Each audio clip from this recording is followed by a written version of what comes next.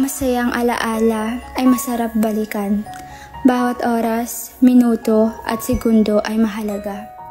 Sa nakaimprintang larawan, nakatatak ang sandaling halos walang mapaglagyan, ang saya na nadarama. Tumatatak din sa ating isipan ang mga sandali. Ngunit, makakaya mo ba kung ang alaala ay unti-unti nang mawawala?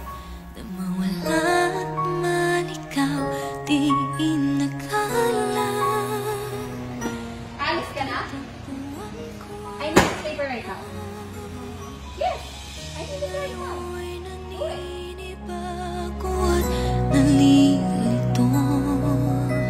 Kaya ba? O kakayanin ba? May naghahanap po sa inyo sa labas. Sino daw? Nanay niyo daw po? Ha? Sige, sabi ko lalabas na. Sige po. Ayakap mo ang naging kanlungan. Mama, kaya dito. Nakasensya yun. Nakalimutan kitang pagbaunan kanina. Pagbaunan? Di ba ito pala naganda ng baon?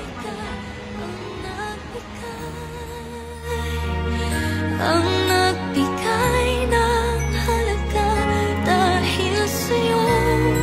Bakit di nabalutan ng pag-ibig? Nagbaguan.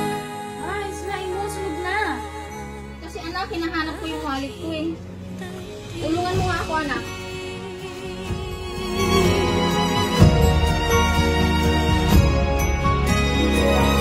Dahil sa'yo ay natutunan, puso pala ay isang tahanan. Sa'yo nakita ang liwanag at kahulugan, kaya sa hindi malilimutan kailanman. Isang sagot mula sa kahit kailan walang magiging kapalit. Ako ay habang buhay na nabago ng hiwaga ng pagmamahal mo.